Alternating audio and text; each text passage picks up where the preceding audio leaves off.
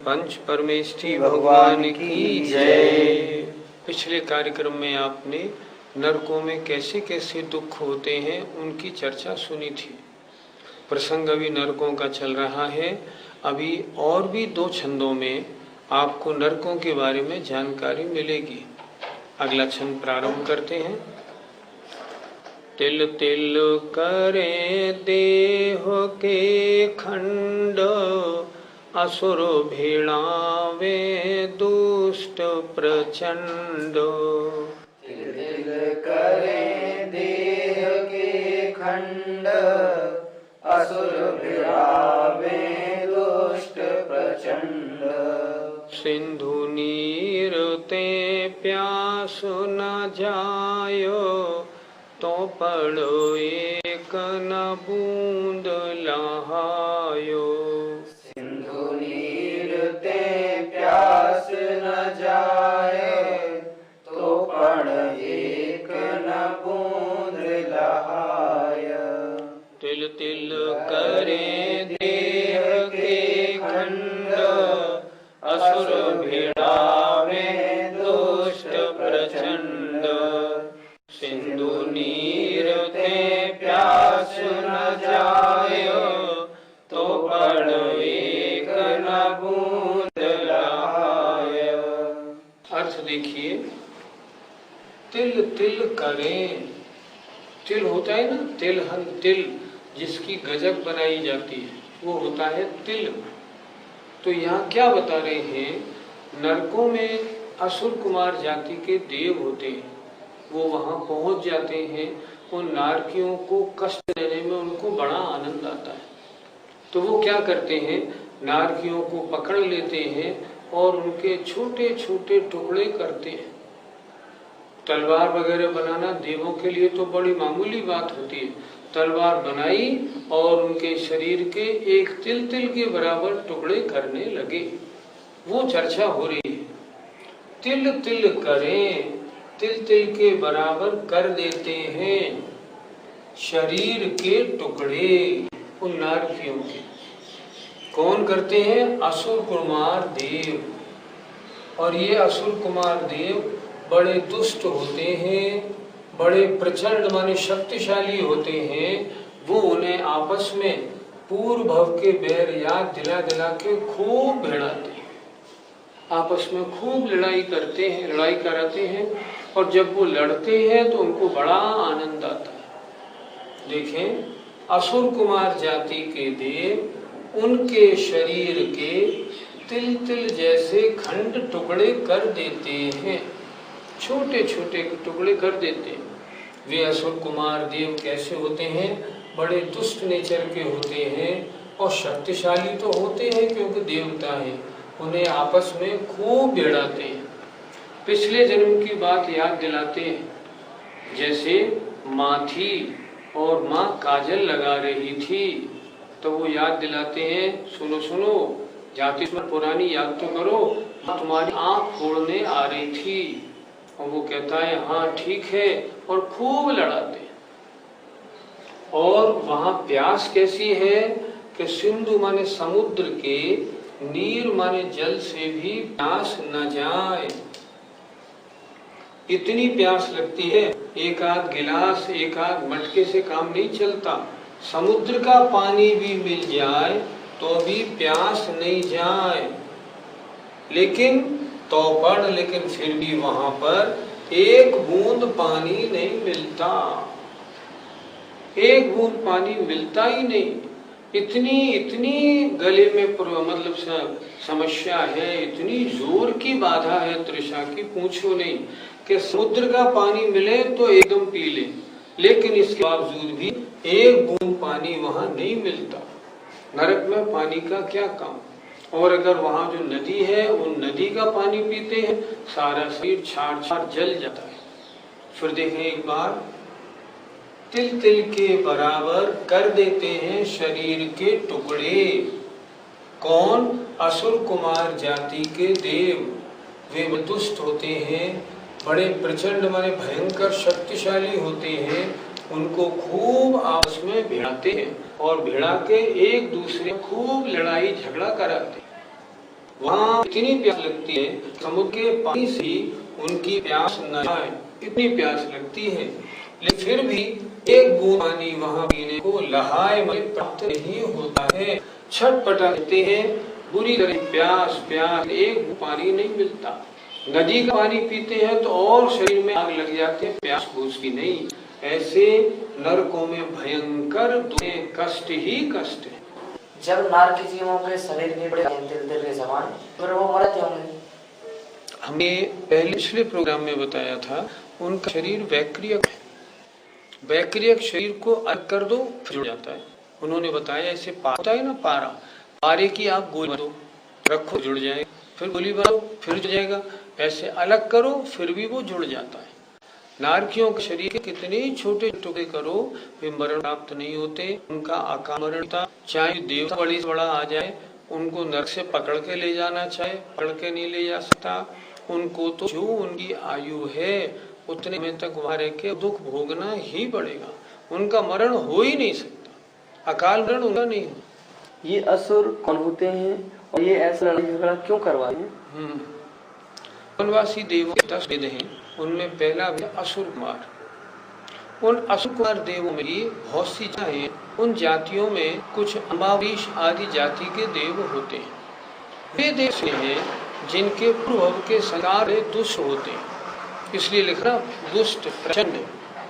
जब एग्जाम्पल ले लो, मान लो यहाँ कोई कसाई है और जो कि खूब हिंसा करा है, खूब मारता, तो आयुबंध का काल आया और आयुबंध काल में किसी को मान लो वो 1000 रुपए दे रहा है, तो वो 1000 रुपए ले आओ, इस बच्चे का इलाज कराना। और आयुबंध आ गया कल, आयु कैसी बंधेगी? देवायु बंधेगी।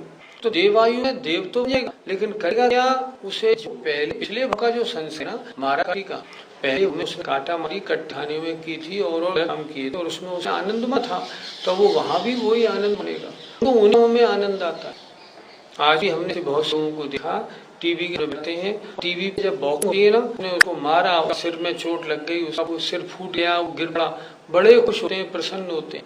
साड़ों की लड़ाई होती है ना, साड़ों की लड़ाई देखते हैं, बैलों की लड़ाई देखते हैं, और जब वो एक दूसरे को मारते हैं तो बड़े खुश होते हैं। ये जन संस्कार है। किसी को शांति में मजा आता है, किसी को लड़ाई झगड़ों में मजा आता है। जैसा संस्कार वैसे आनंद की मान्यता। वो असुर कुमार होते ही ऐसे पूर्व के, उनका वही नेचर रहता है। दूसरी बात और विशेष ये नहीं समझना कि नारी जीव मारते हैं, असुर कुमार देव उन्हें आपस में लड़ाते भी हैं। दूसरी बात, असुर कुमार नारकी को बिठा लेंगे और 2 असुर कुमार होंगे, उसके ऊपर आरी चला के उसका सारा शरीर काटेंगे। वो उन्हें भिड़ाते भी हैं और कष्ट देते हैं। उनको उठाया और बैरनी में फेंक दिया, जब जल के छटपटाता रहा होता तो बड़े खुश थे। उसको तरह तरह के कष्ट देते हैं, उसके शरीर को छीलना, तोड़ना, पीसना, सारे करते हैं, भिड़ते भी हैं। और ये कार्य उन लोगों के आपस में अन्य नारकी भी करते हैं, असुरमार देव भी करते हैं। इसलिए 2 शब्द दे, दुष्ट और प्रचंड। पंडित जी, नारकियों के वैक्रिक शरीर होता है और वैक्रिक में खून होता है, फिर नारकियों के शरीर में खून होता है कि नहीं होता? हम एक प्रश्न आपसे पूछे, ये कहाँ लिखा कि वैक्रिक शरीर खून नहीं होता? किसी भी शास्त्र में नहीं लिखा मिले। वैक्रिक शरीर उसे वो तरह की विक्रिया को प्राप्त हो जाए। वैक्रिक का लंबा चौड़ा मोटा पतला बनाया, वो वैक्रिक शरीर होता है। किसी शास्त्र में ये नहीं लिखा कि वैक्रिक शरीर में खून मांस नहीं होता। हाँ, विशेषता देव का जो वैक्रिक शरीर है उसमें मांस नहीं होता, लेकिन नारकियों वैक्रिक में सड़ा हुआ खून मांस हड्डियां भरी पड़ी। आचार्यों ने लिखा है नारकियों को कितने रोग हैं? करोड़ों रोग होते हैं। हम ये कह रहे हैं हमारे घुटने में दर्द है, हमारे पेट में दर्द है, हमारे कैंसर है, हमसे चला नहीं, ये तो हमारी 4 बीमारी हुई। वहाँ हर नारकी को करोड़ों रोग होते हैं, उसको सारे रोग है। पंडित जी, जो असुर कुमार देव होता है वो नारकियों को आपस में लड़ाता है और मारता है, तो असुर देव को पाप नहीं लगता क्या? क्यों नहीं लगेगा भाई? से परिणाम वैसा पुण्य और पाप। मन वचन काय की क्रिया अशुभ है तो पाप का कार्य होगी। हाँ, तो सब अशुभ हो रहा है तो पाप लगेगा। पहले पाप करते हुए यहाँ आए हैं और यहाँ भी भयंकर पाप कर रहे हैं, तो आगे भी भयंकर पाप का दुख भोगेंगे। हमने ये माना कि देव मर के नरक में नहीं जाता, लेकिन देव मर के त्रिंचों में तो जाता है, तो वो त्रिंचों में पैदा होगा और महान दुखों को, कष्टों को भुगतेंगे। खूब पाप बंद होता है, जैसे परिणाम वैसा पुण्य और पाप। पंडित जी, नारकी जीवों का शरीर, उनकी बनावट, उनकी लेस्याएं, इसके बारे में भी बताएं हमें। नारकी जीवों की लेस्या, लेस्या माने आत्मा के परिणाम। ऊपर से नीचे के नरकों में उत्तरोत्तर परिणाम खराब खराब होते हैं। जैसे पहले नरक में जघन्य कापोत लेस्या, दूसरे में मध्यम कापोत लेस्या, तीसरे नरक में उत्कृष्ट कापोत जघन्य नील, चौथे में मध्यम नील, पांचवें में उत्कृष्ट नील जघन्य कृष्ण, छठे में मध्यम कृष्ण, सातवें नरक में उत्कृष्ट कृष्ण लेशा वाले जीव पाए जाते हैं। उत्तरोत्तर ऊपर से नीचे शरीर की अवगाहना भी बड़ी बड़ी होती जाती है। उनके परिणाम खराब, उनकी विक्रिया खराब, उनकी वेदना ज्यादा, सब चीज ज्यादा ज्यादा होती है ऊपर से नीचे के नरकों में। सबसे भयंकर नरक 7वां है। पहले नरक के पहले पटल में जहाँ सबसे कम दुख माना जाता है, वो भी यहाँ त्रिंचों को जो सबसे ज्यादा दुख हुआ है उससे भी सैकड़ों गुने ज्यादा है। ये समझ लें अपन बात। नरक में और कौन कौन से दुख होते हैं ये अगले छंद में और देखते हैं। 3 लोक को नाज जुखायो, मिटे न भूख कड़ा न लहायो। 3 लोक को नाज जुखाय, मिटे न भूख कड़ा न लहाय। ये दुख बहु सागर लो सहे, कर्म जोग ते नर गति लहे। ये दुख बहु सागर लो सहे, कर्म जोग ते नर गति लहे। 3 लोक को नाज जुखायो, मिटे न भूख कड़ा न लहायो। ये दुख बहु सागर लो सहे, कर्म जोग ते नर गति लहे। नरक गति में कैसे कैसे दुख होते हैं, 6 डालाकार ने इसका वर्णन बहुत अच्छी तरह से किया है। इसको पढ़ के वास्तव में दिल सोचने लगता है, ओहो कैसी नरक, कितनी भयानक है ये नरक। और देखिए वहाँ भूख प्यास कितनी लगती है। प्यास के बारे में तो आपने सुन ही लिया, इतनी प्यास लगती है जो समुद्र का पानी पी ले तो भी प्यास न बुझे।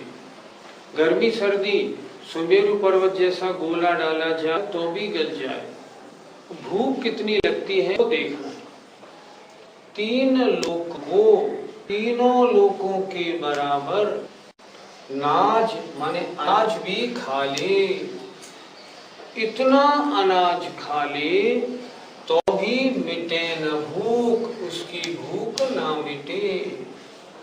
जैसे प्यास की चर्चा है ना, समुद्र का पानी पी ले तो भी प्यास न बुझे, लेकिन एक बूंद पानी नहीं मिलता।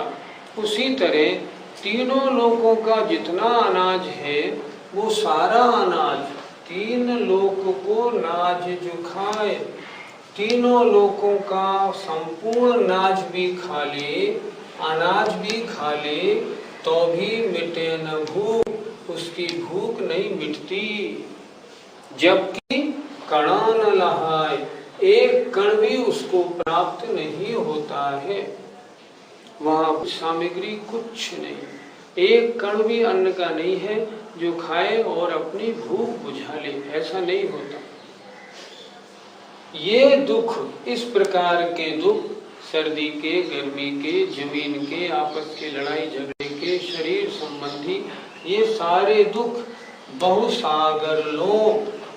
सागरों तक सहता है। ये दुख बहुत सागरों लो माने तक सहता है। और कर्म योग से मनुष्य गति को प्राप्त करता है। नरगति, मनुष्य गति, लहे माने प्राप्त करता है। फिर देखें, इस प्रकार के दुख जो छड़ाला में पहले कई छंदों में बताए हैं, इस प्रकार के दुखों को जीव बहुत सागरों तक सहता है। हे आत्मन, तुम न मालूम अनंतों बार नरक गए और तुमने इस प्रकार के दुखों को बहुत सागरों तक सहन किया और कर्म योग से वहां से निकले और मनुष्य गति को प्राप्त किया। संसार भ्रमण की कहानी हो रही है।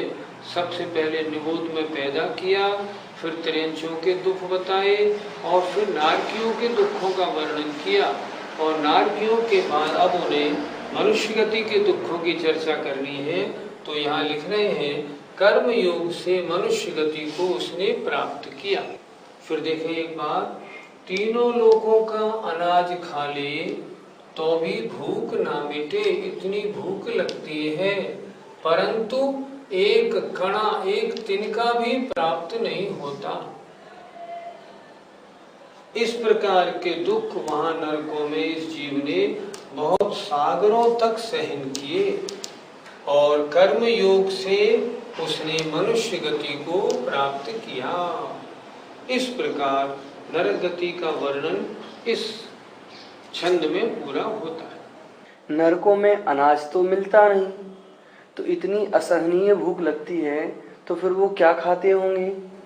करें क्या, भूख लगती है तो वहां की जो अत्यंत दुर्गंध युक्त मिट्टी होती है उसको चाटते हैं और वो महागंदी महादुर्गंध वाली मिट्टी है। आचार्यों ने लिखा है, अगर वो मिट्टी यहाँ आ जाए तो कोसों तक के जीव उसकी गंध से मर जाएं। पहले नरक में 1 कोस, 7वें नरक में 4 कोस। 7वें नरक की मिट्टी आ जाए, 4 कोस तक के जीव मरण को प्राप्त हो जाए। इतनी बदबूदार, जब कुछ नहीं मिलता है ना तो उसी को चाटते हैं और कर भी क्या सकते हैं। अब महान बदबूदार है, चाटते हैं और पलटी करते हैं, चाटते हैं पलटी करते हैं, पेट में कुछ नहीं जाता। पंडित जी, नारकियों की आयु कितनी होती है? नारकियों की आयु तत्वार सूत्र के एक सूत्र में बड़ी अच्छी दी है। तेष्वेक त्रि सप्तदश सप्तदश द्वाविंशति त्रयस्त्रिंशत् सागरोपमा सत्वानाम परा स्थिति। पहले नरक में 1 सागर, फिर 3 सागर, 7 सागर, 10 सागर, 17 सागर, 22 सागर और 33 सागर की उत्कृष्ट आयु होती है। और जघन्य आयु कितनी होती है? पहले नरक की जघन्य आयु 10,000 वर्ष, उत्कृष्ट आयु 1 सागर। दूसरे नरक की जघन्य आयु 1 सागर 1 समय। किसी जीव ने 1 सागर की आयु बांधी, पहले नरक में पैदा होगा। 1 सागर 1 समय की आयु बांध ली तो दूसरे नरक में पैदा होगा। पंडित जी, नरकों में कितने प्रकार के दुख होते हैं? नरकों में तरह तरह के दुख हैं। जैसे क्षेत्र संबंधी, जो भूमि संबंधी हैं, जैसे बिच्छू के काटने वाला, या जो सेमर के वृक्ष हैं, या जो वैतरणी नदी है जिसमें तमाम कीड़े जैसा पानी होता है, क्षेत्र संबंधी। और दुख दूसरा परस्पर आपसी, सूत्र दिया है ना, परस्परो दीरित दुखाहा, अर्थात नारकियों में सबसे बड़ा दुख है कोई एक को 1 सेकंड देख नहीं सकता। उनमें सबसे ज्यादा दुख आपसी लड़ाई का होता है। एक वहां दुख है शारीरिक, उनके शरीर का सेनन कौन सा होता है? कोई नहीं, क्योंकि वैकृत शरीर में सेनन होता ही नहीं। पंडित जी, जो नरकों से निकलकर तीर्थंकर बनते हैं उनकी व्यवस्था अलग होती है क्या? वैसे जैसे श्रेणिक महाराज हैं, अब जब श्रेणिक महाराज की 84,000 वर्ष की आयु मिली है, जब उस आयु के अंतिम 6 महीने रह जाएंगे, तब उतने अंतिम 6 महीने में जो देवलोग होते हैं, वो देव लोग उनके चारों ओर ऐसी कोट बना देते हैं ताकि उनमें अन्य नारकी लोग उन्हें कोई तरह के दुख न दे पाए। इतनी व्यवस्था तो होती है, बाकी और व्यवस्था जो वहाँ की सर्दी गर्मी है वो तो उनको लगती है। पंडित जी, नरक गति के दुख सुनकर तो मन कांप जाता है, इससे बचने का क्या उपाय है? नरक गति के जो कारण है, जिनसे नरकायु का आश्रम होता है, उनसे हम बचें। आजकल हम लोगों के व्यापार बड़े गंदे गंदे हो गए। हमने देखा कुछ जैनियों ने तो चमड़े की दुकान, चमड़े के जूतों की दुकान खोल ली। कुछ ऐसे व्यापार करते हैं जिनमें बड़ी हिंसा होती है, जैसे मान लो फ्लोर मिल का काम है, कितने जीवों को पीसा जाता है। जैसे ईंट के भट्टे का काम है, कितना गंदा काम है। जिन कार्यों में बहुत आरंभ और बहुत परिग्रह, अगर उन कार्यों में हम लगेंगे तो नरक आयु का आश्रम होगा। कायदा तो ये कहता है, हम और आप जैनी हैं, हमें संतोषी होना चाहिए। हमें व्यापार ऐसा लेना चाहिए जिस व्यापार में कम से कम हिंसा हो, और हमें आरंभ और परिग्रह भी उतना रखना चाहिए जितनी हमें आवश्यकता हो। जैन धर्म क्या बतलाता है? अधिक परिग्रह नहीं रखना। अगर हम हिंसा वाले कार्यों को कम कर दें और परिग्रह कम कर दें, सत्य वसन का सेवन, हम क्यों जुआ खेलें, हम क्यों शराब पिए, इन सब कार्यों को छोड़ें। परिस्त्री सेवन, चोरी, शिकार आदि, ये सारे सप्त व्यसन का सेवन नरकों में ले जाने वाले हैं। हालांकि जैनियों में इसकी पद्धति कम है, लेकिन अगर नरक से और बचना है तो इनसे और बचे ना। कषायों की तीव्रता से बचना चाहिए। क्रोध, मान, माया, लोभ का क्या काम? कभी अवसर पड़े तो हमें मंद कषाय, हमारा काम तो ये है कि हम अपना सारा जीवन श्रावक के 6 कर्मों में लगाएं, व्रतों को धारण करें, दान दें, तीर्थ यात्रा करें, गरीबों की सेवा करें। अगर हम इन कामों में लगे रहते हैं तो नरकायु बहुत दूर हो जाएगी। इसलिए नारकियों का वर्णन यहाँ पूरा होता है। हम सबको स्वयं चिंतन करना चाहिए कि हमने भी अनंत बार नारकियों के दुखों को भुगता है, लेकिन इस पर्याय में नारकियों के दुखों का वर्णन हमें अच्छी तरह पढ़ने को मिला। अब इस पर्याय में हम हिंसा वाले कार्य और परिग्रह से बहुत बचेंगे। हमारा काम 2 कमरे में हो जाता है तो 20 कमरे का मकान क्यों रखें? हमारा काम 4 चप्पलों में हो जाता है तो 20 जोड़ी क्यों रखें? जिनेन्द्र वर्णी जी ने एक जगह लिखा है, परिग्रह कितना होना चाहिए? जितने की नेसेसिटी हो। आपको अगर चप्पल रखनी है 1 रख लो, 2 रख लो, 20 क्यों रखनी? जूते हैं 2 जोड़ी रख लो, वो भी चमड़े के नहीं, क्यों रखने? तम्बाकू, गुटखे आदि का सेवन क्यों करना? अगर इन सब से हम बचेंगे तो नरगति प्राप्त होने का कोई प्रसंग ही नहीं बनेगा। 6 डाला पढ़ने का और सुनने का और समझने का लाभ जब है जब उसे समझ के हम त्रिंच गति के आश्रम के कारणों से बचें, नरगति के आश्रम के कारणों से बचें, और जो शुभ गतियां हैं उनके आश्रम के कारणों में लगें। अगर हम ऐसा करते हैं, आपका सुनना सफल, हमारा सुनाना भी सफल होना तो यही चाहिए। ऐसा नहीं सुना इस कान और उस कान निकाल दिया, उससे फिर सुनने से कुछ फायदा नहीं हुआ। हमें तो उम्मीद है आप बड़े मन से इस प्रोग्राम को सुनते हैं तो आप अपने जीवन में ऐसा परिवर्तन करेंगे जो त्रिंचायु और नरकायु का आश्रम हो ही नहीं। आश्रम हो तो मात्र 2, मनुष्यायु का और देवायु का। और सबसे अच्छी बात, अगर आप व्रतों को धारण कर लें, चाहे 1 प्रतिमा भी अगर धारण कर लेना, तो मात्र देवायु का आश्रम होगा। अन्य आयु के आश्रम होने का प्रश्न ही नहीं है। अन्य आयु के आश्रम होने वाले व्रतों को, प्रतिमाओं को धारण ही नहीं करते। इसलिए हम जीवन सफल बनाएं, व्रतों को धारण करें, जीवन में चारित्र को लाएं। अगर ऐसा करेंगे ना तो फिर इन अशुभ गतियों में जाने से ज़रूर बचेंगे। हमें उम्मीद है आप इस पर अच्छी तरह विचार करके अपने जीवन में परिवर्तन लाएंगे। छेड़ाला सुनना हमारा सार्थक होगा और पढ़ाना भी सार्थक होगा। आइए, जय जिनेन्द्र।